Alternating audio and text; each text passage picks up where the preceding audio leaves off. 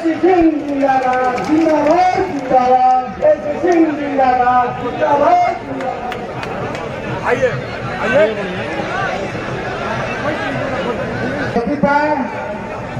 मैं आग्रह करना चाहता हूँ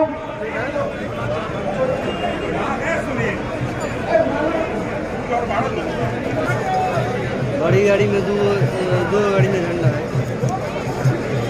बहुत भीड़ है, इसलिए आपसे आग्रह होगा कि आप भाजपा के सम्मानित जिलाध्यक्ष साथियों से आग्रह करेंगे कि ताली बजाकर और ये माला पहनाया जो जा रहा है विजय माला, उसका स्वागत करें। और ये समाज जो है क्रमशः चलता रहेगा।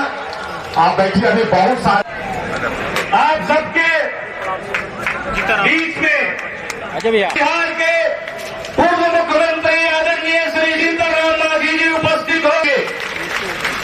आपका भी शिवानी के धरती पर आदरणीय बिहार के गरीबों के हरी श्री जीतनराम मांझी जी उपस्थित हो गए हैं। बिहार के युवा चिराग पासवान जी को टकटकी चिराग पासवान जी को शिवान की धरती पर बार बार अभिनंदन है, स्वागत है आपको।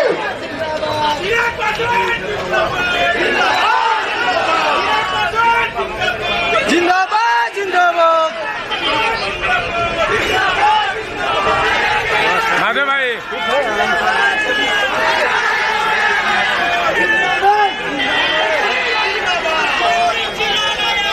नेता युवा नेता श्री चिराग पासवान जी, आपको शिवाजी की जनता हार्दिक अभिनंदन वंदन चंदन करती है। आप बिहार के युवाओं को प्रेरणा स्रोत है। चिराग पासवान जी इस मंच पर विराजमान होंगे और वो घड़ी आ ही गई। युवाओं को एक झलक दिखाने के लिए चिराग पासवान जी ने आपके मंच पर विराजमान है। प्रमोशन के लिए भी कार्य करते रहते हैं।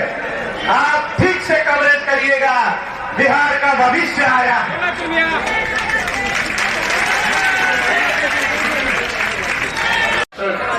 हमारे अभिभावक आदरणीय श्री जीतनराम मांझी जी मौजूद इस सम्मानित मंच पर जनता दल यूनाइटेड के बिहार प्रदेश के अध्यक्ष भाई उमेश कुशवाहा जी मौजूद इस सम्मानित मंच पर विधायक भाई पप्पू पांडे जी मौजूद इस सम्मानित मंच पर पूर्व विधायक श्री रमेश कुशवाहा जी मौजूद इस सम्मानित मंच पर पूर्व विधान पार्षद श्री मनोज सिंह जी मौजूद इस सम्मानित मंच पर पूर्व विधायक नारायण शाह जी मौजूद इस सम्मानित मंच पर पूर्व सांसद श्री ओम प्रकाश यादव जी मौजूद इस सम्मानित मंच पर लोक जनशक्ति पार्टी रामविलास के हमारे जिला अध्यक्ष महादेव पासवान जी मौजूद यहाँ पर भारतीय जनता पार्टी के हमारे जिला अध्यक्ष श्री संजय पांडे जी मौजूद यहाँ पर जनता दल यूनाइटेड के हमारे जिला अध्यक्ष सर्वकेतु सिंह जी मौजूद इस सम्मानित मंच पर बिहार प्रदेश लोक जनशक्ति पार्टी रामविलास के हमारे महासचिव सौरभ पांडे जी मौजूद यहाँ पर बिहार प्रदेश के लोजपा के महासचिव विनोद तिवारी जी मौजूद यहाँ पर लेबर सेल के हमारे लोजपा के अध्यक्ष अजीत पासवान जी मौजूद यहाँ पर इरफान अहमद जी मौजूद इस सम्मानित मंच पर वीरेंद्र नारायण यादव जी आदरणीय विधान पार्षद मौजूद इस सम्मानित मंच पर अजय सिंह जी मौजूद इस सम्मानित मंच पर मोनू गुप्ता जी मौजूद इस सम्मानित मंच पर धर्मेंद्र गहलोत जी ज्योति पासवान जी सुभाष सिंह जी आदरणीय अफजल अब्बास जी मौजूद इस सम्मानित मंच पर नाथ प्रकाश जी मौजूद मुन्ना माझी जी मौजूद राहुल सिंह जी नरेंद्र पासवान जी नितेश कुमार पंडित जी मौजूद इस सम्मानित मंच पर जनता दल यूनाइटेड भारतीय जनता पार्टी लोक जनशक्ति पार्टी रामविलास हिंदुस्तानी आवाम मोर्चा के राष्ट्रीय लोक मोर्चा के तमाम वरिष्ठ पदाधिकारी साथी मौजूद यहाँ पर हमारे विभिन्न प्रखंड पंचायतों से आए हुए तमाम हमारे गठबंधन के पदाधिकारी साथी मौजूद यहाँ पर गठबंधन का हर एक मजबूत कार्यकर्ता साथी, प्रेस मीडिया के तमाम पत्रकार साथी, आदरणीय बुजुर्गों, माताओं, बहनों, मेरे तमाम नौजवान युवा साथियों, सबसे पहले आप सबको चिराग पासवान का प्रणाम। साथियों, आज आप लोगों के बीच एक तो बस महत्वपूर्ण जानकारी आप लोगों से साझा करने आए। आप सब जानते हैं कि देश में 2 चरण का मतदान हो चुका है और इस 2 चरण के मतदान में एक बात स्पष्ट है, एक बात तय है कि 4 जून के बाद तीसरी बार देश के प्रधानमंत्री, हमारे मौजूदा प्रधानमंत्री आदरणीय नरेंद्र मोदी जी बनने जा रहे हैं। इसमें कहीं कोई संदेह नहीं है, इसमें कहीं किसी तरीके की शंका नहीं है। साथियों, जब तीसरी बार हमारे प्रधानमंत्री जी देश के प्रधानमंत्री बनने जा रहे हैं, ऐसे में हम सब की जिम्मेदारी बढ़ जाती है। हम लोगों की जिम्मेदारी बढ़ जाती है कि हमारी लोकसभा से जो प्रत्याशी चुनकर यहाँ से जाए, वो भारत के प्रधानमंत्री के बगल में बैठकर आप लोगों की समस्या का समाधान कर सके, हमारे मुख्यमंत्री के बगल में बैठकर आप लोगों की जुड़ी योजनाओं को पारित करा सके। ऐसे में आज आप लोगों के पास मैं आदरणीय हमारी बहन विजय लक्ष्मी कुशवाहा जी को आप लोगों का समर्थन, आप लोगों का आशीर्वाद मांगने आया। और यह आशीर्वाद सिर्फ हमारी बहन विजय लक्ष्मी जी के लिए नहीं होगा, यह आशीर्वाद आप लोगों का हमारे प्रधानमंत्री आदरणीय नरेंद्र मोदी जी के लिए होगा, हमारे मुख्यमंत्री आदरणीय नीतीश कुमार जी के लिए होगा, आदरणीय जीतन राम मांझी जी के लिए होगा, आदरणीय उपेंद्र कुशवाहा जी के लिए होगा और चिराग पासवान के लिए भी होगा। यह आग्रह करने आज आप लोगों के बीच आए। साथियों, हमारे प्रधानमंत्री देश का तीसरी बार प्रधानमंत्री बनना अनिवार्य है। आज से पहले 1 दशक पहले हम में से कोई नहीं जानता था कि भारत की अर्थव्यवस्था कौन से पायदान पर है। पहली बार देश में एक ऐसे प्रधानमंत्री आए जिन्होंने भारत की अर्थव्यवस्था को मजबूत करने का काम किया। आज हम लोग गर्व से कहते हैं कि दुनिया की 5वीं सबसे बड़ी अर्थव्यवस्था भारत है, तो ये देश हमारे प्रधानमंत्री आदरणीय नरेंद्र मोदी जी की है। लोग कहते हैं कि अर्थव्यवस्था अर्थशास्त्रियों से जुड़ा हुआ विषय है, पर जब एक देश की अर्थव्यवस्था मजबूत होती है तो उस देश के हर राज्य का राजस्व बढ़ता है, उस क्षेत्र का आर्थिक विकास होता है, हर गरीब व्यक्ति के हाथ में ज्यादा कमाई आती है, प्रति व्यक्ति आय में इजाफा होने लगता है। और इसी का परिणाम है कि पिछले 10 सालों में 25 करोड़ से ज्यादा लोग गरीबी रेखा से बाहर निकलकर मुख्य धारा के साथ जुड़ने का काम किया। हमारे प्रधानमंत्री जी ने लक्ष्य रखा है 2047 तक भारत को एक विकसित देश बनाने का। भारत को विकसित देश बनाने की दिशा में उठाए जा रहे ये तमाम मजबूत कदम है। आज से पहले किसी प्रधानमंत्री ने महिलाओं के सम्मान की चिंता नहीं की, किसी को इस बात की चिंता नहीं थी कि महिलाओं के लिए एक शौचालय बना दिया। बहुत छोटी पर उतनी ही बुनियादी एक जरूरत जो हर गांव में रह रहे परिवार के लिए जरूरी था। प्रधानमंत्री जी ने न सिर्फ शौचालय बनाने का काम किया बल्कि उज्ज्वला योजना देकर हर महिला के स्वास्थ्य की चिंता, जो चूल्हे चौके से, जो धुएं से जो शरीर पे नुकसान होता था, उन्होंने उज्ज्वला योजना देने का काम किया। आज हर गरीब परिवार को आयुष्मान योजना के तहत 5-5 लाख रुपए का आप लोगों को मुफ्त इलाज मिल रहा है। ये सोच हमारे प्रधानमंत्री की है कि कोई गरीब व्यक्ति आर्थिक अभाव में इलाज से वंचित न रह जाए। आयुष्मान योजना लाकर 5 लाख रुपए तक का मुफ्त इलाज देने का काम हमारे प्रधानमंत्री जी ने किया। जहां हमारे प्रधानमंत्री ने एक तरफ सरहद से हमारी सीमाओं को सुरक्षित रखा, तो अंतरिक्ष के माध्यम से कैसे हम लोग विकास की राह पर आगे बढ़े, इस बात की चिंता भी हमारे प्रधानमंत्री जी ने। हमारे प्रधानमंत्री ने तमाम विवादित मसलों को हल करने का काम किया। जहां एक तरफ इतने सालों से 500 साल से जैसे आप लोग आज टेंट में विराजमान हैं, ऐसे ही प्रभु श्री राम टेंट में पिछले 500 साल से अयोध्या में भव्य राम मंदिर का निर्माण कर पहली बार हमारे प्रधानमंत्री जी ने रामलला को एक भव्य मंदिर में विराजमान करने का काम किया।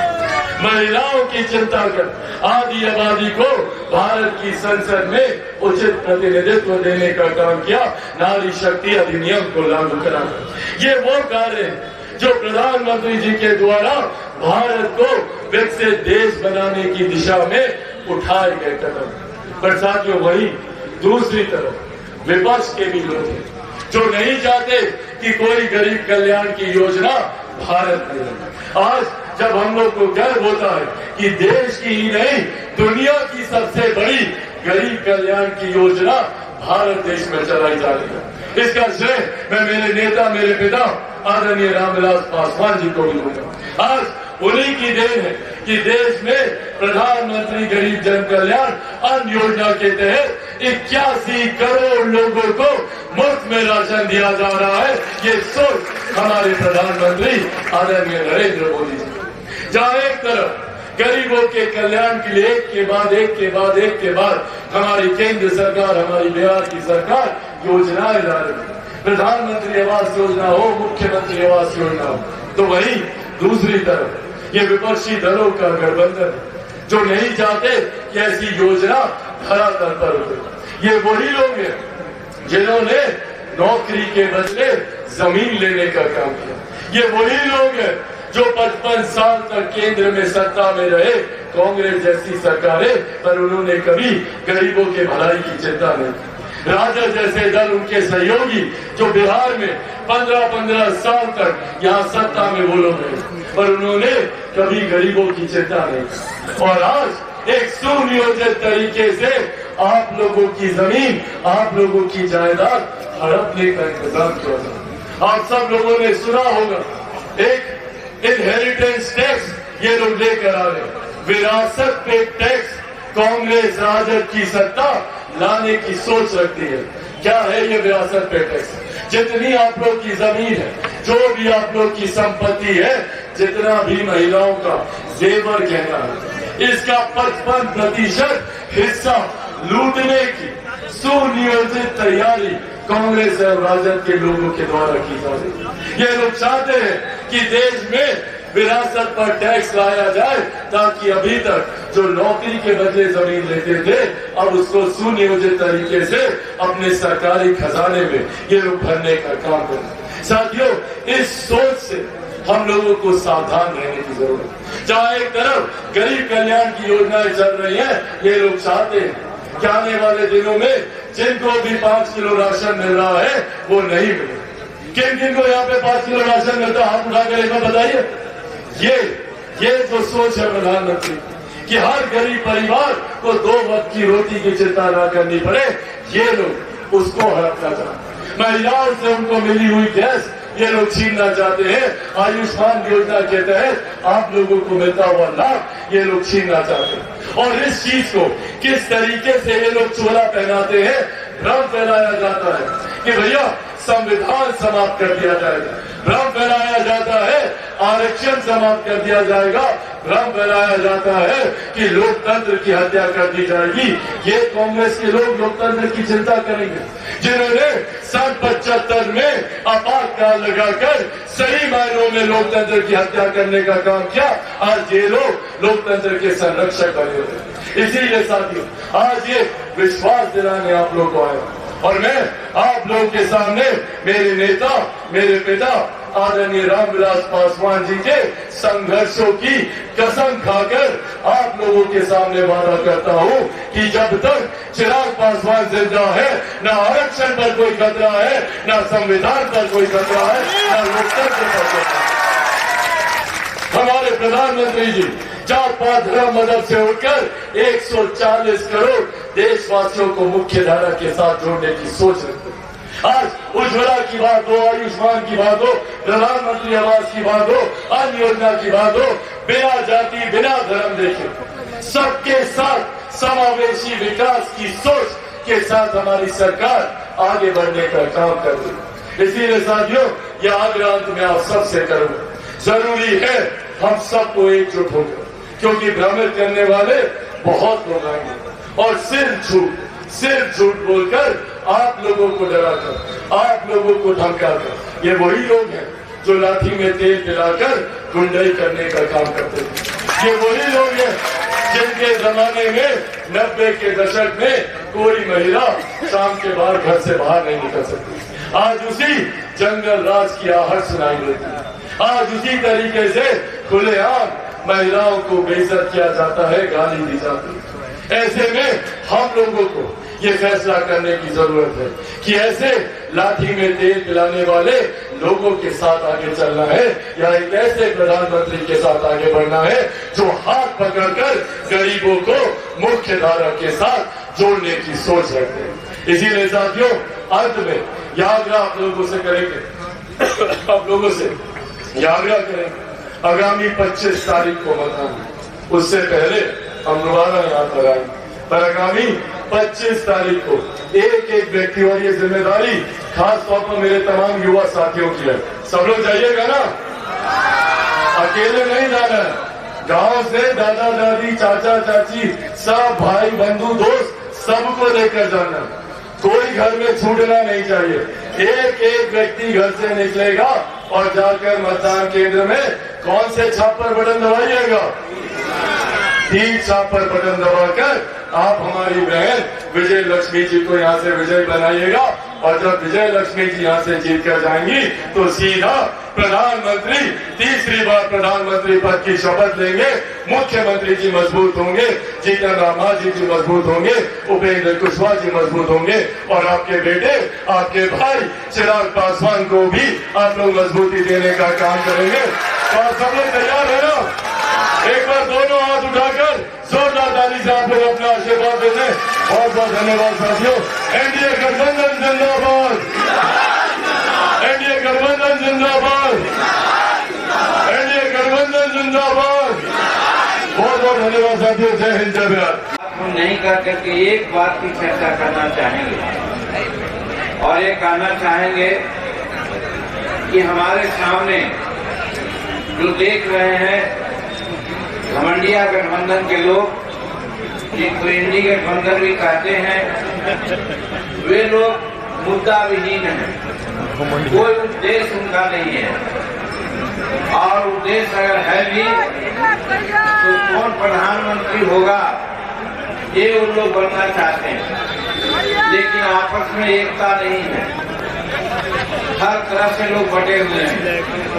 बंगाल में ममता दीदी कुछ कहती है, केजरीवाल साहब कुछ कहते हैं, उत्तर प्रदेश में हमारे अखिलेश जी कुछ कहते हैं, वगैरह वगैरह लोग। इसी तरह से अनेक लोग वहां पर हैं जो प्रधानमंत्री के चुनाव के लिए, प्रधानमंत्री की उम्मीदवारी के लिए लड़ रहे हैं।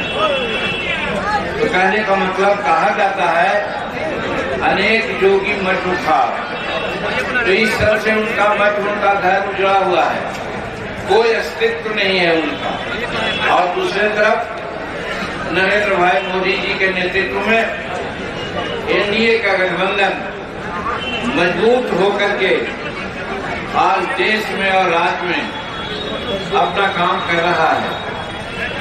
राज्य में आप देख रहे हैं, चाहे जदयू का मामला हो, भाजपा का मामला हो, एलजेपीआर का मामला हो, या लोक पार्टी मोर्चा का हो, या हिंदुस्तानी अवाम मोर्चा सेकुलर का हो, सब एक हो करके, एक नेता को मान करके हम लोग चुनाव लड़ रहे हैं। और ये कहते हैं कि आगे हिंदुस्तान में प्रधानमंत्री का पद की कोई वैकेंसी नहीं है। यहाँ ऑलरेडी प्रधानमंत्री नरेंद्र मोदी हैं, और 2023 में पुनः प्रधानमंत्री बनेंगे, इसकी एकदम गारंटी है।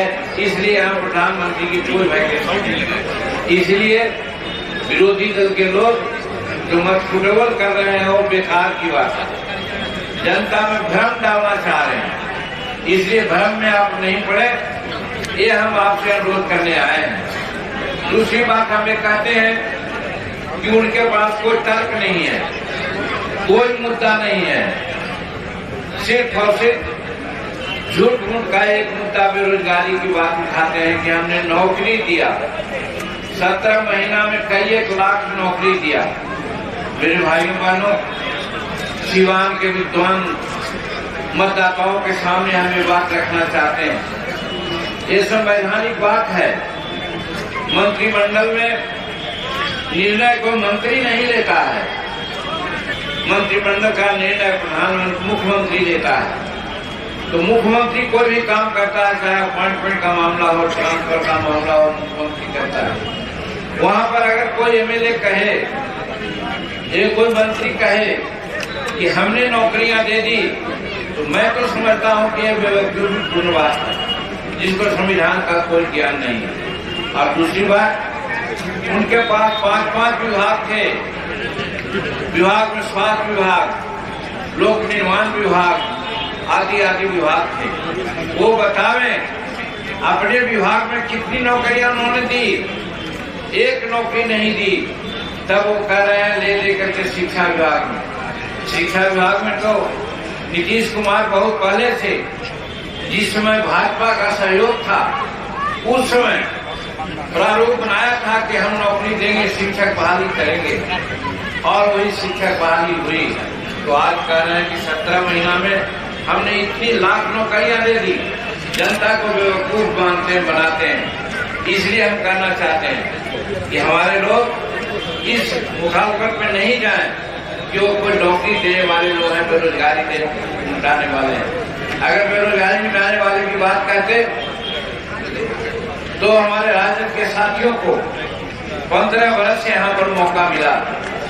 वो 15 वर्ष में कितनी नौकरियां उन्होंने दी, वो कह सकते हैं आप लोग। हम लोग भी जानते हैं, हम 1980 से विधायक, मंत्री और बिहार के मुख्यमंत्री भी रहे हैं। नहीं गिना सकते हैं कि कितने को नौकरियां उन्होंने दी।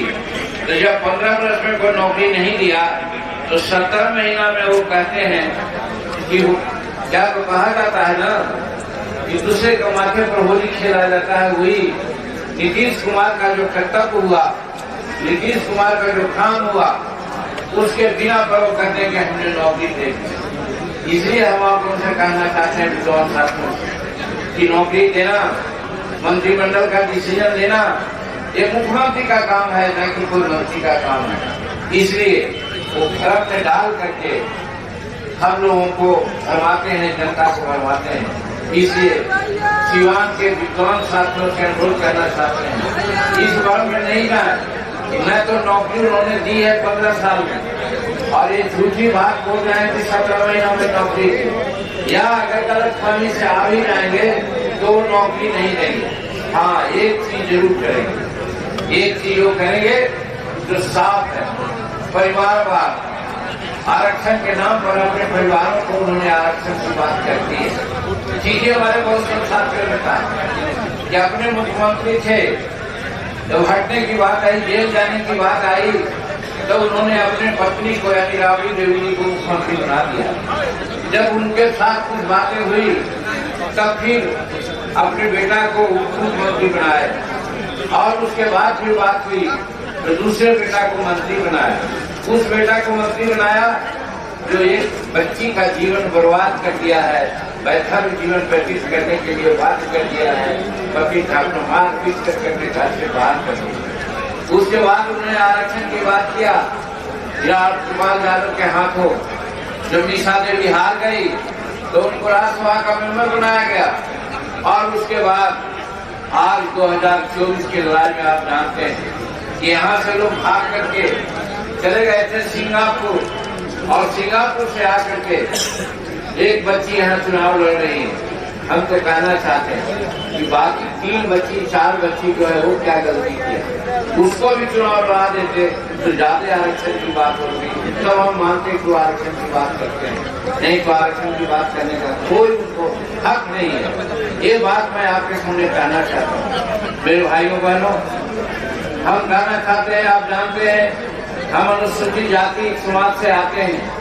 अनुसूचित जाति के समाज और अनुसूचित जनजाति के समाज के साथ 15 साल में उन्होंने जो क्या न्याय किया है, और आज भी जो क्या न्याय है, उसको मैं आपके सामने रखना चाहता हूँ कि आज बिहार में जितनी भी जमीन है जो भूटान की जमीन हो या सीलिंग की जमीन हो या बिहार सरकार के द्वारा प्रदत्त परमाना की जमीन हो, आज दिया गया। सरकार ने आई, किसी सरकार उन्होंने दिया, लेकिन आज कब्जा किसका है? हम विधानसभा में इस बात की चर्चा किया था, बहुत तकलीफ लोगों को लगा, लेकिन हम तो कहते हैं आप लोग ही दिल पर हाथ रखते कीजिए। हमारे शेड्यूल कास्ट के भाई, हमारे अनुसूचित जनजाति के भाई जिनको परमाना घर का मिला हो या खेती करने का मिला हो, कितने लोगों का कब्जा उस पर है?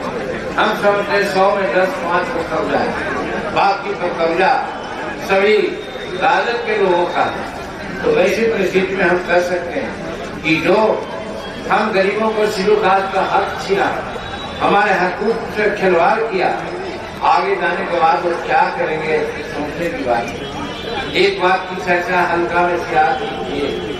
आप लोगों से मैं स्पष्ट करना चाहता हूँ कि आज वो सत्ता में नहीं है, लेकिन फर्स्ट फेज में जो चुनाव हुआ उस चुनाव में हम भी गया से चुनाव लड़े हुए हैं। जमुई का भी चुनाव चल रहा था। जमुई के मीटिंग में चिराग जी, हम समझते हैं सब व्यक्ति हैं, ये नहीं खजाना चाहते हैं, अपने दुख को नहीं करना चाहते हैं, लेकिन हम गार्जियन हैं, हम समाज के देखने वाले हैं, हम नहीं चुप रहेंगे कि आज जब सत्ता में नहीं है तब तो हमारी माँ की धीकी लेकर के वो गाली देता है, हमारा आसमान का इज्जत और हमारी संपत्ति को लूटता है।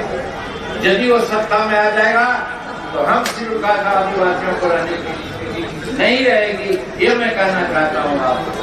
तो इसलिए समाज का कोई तबके के लोग अगर उनके बारे में वोट देने की बात करते हैं, हम समझते हैं कि उचित नहीं है।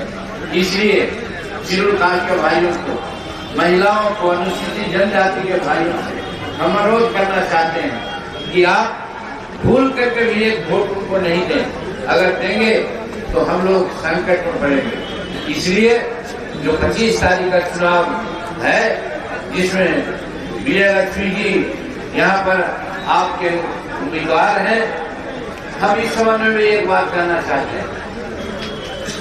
एक अनुभवी महिला है, इनके साथ साथ एक अनुभवी नेता भी साथ है।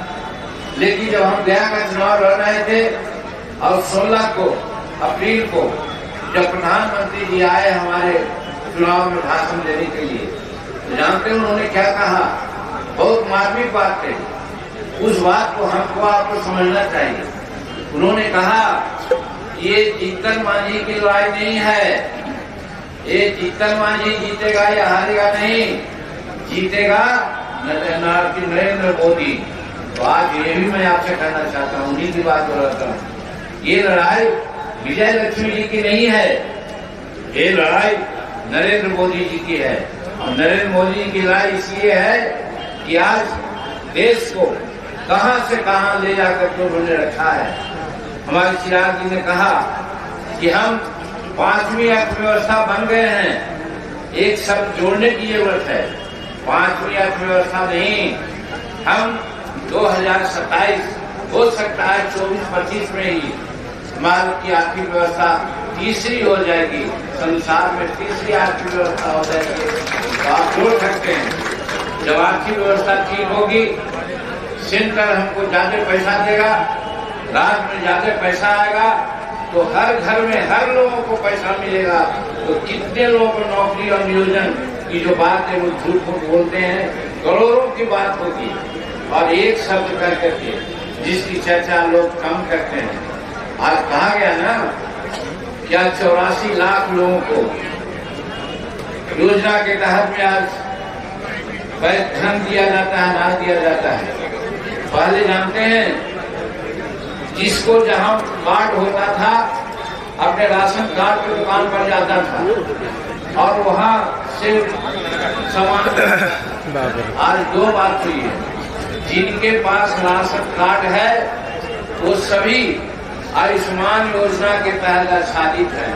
और दूसरी बात, हिंदुस्तान के कोई कोना में वो कार्ड लेकर के जाएंगे तो उनको जो अनाज मिलना है वो अनाज मिल जाएगा। ये नरेंद्र मोदी जी ने सुविधा देने का काम किया है, ऐसी सुविधा है। तो ऐसी सरकार को छोड़ करके हम लोग किसको वोट करेंगे? तो इसलिए हम कह सकते हैं कि देश सुरक्षित है। और बिहार का कहना क्या है? बिहार में चाहे बिजली का मामला हो, सड़क का मामला हो, लॉ एंड ऑर्डर का मामला हो, जिसकी चर्चा विस्तृत हमारे उमेश बाबू ने किया,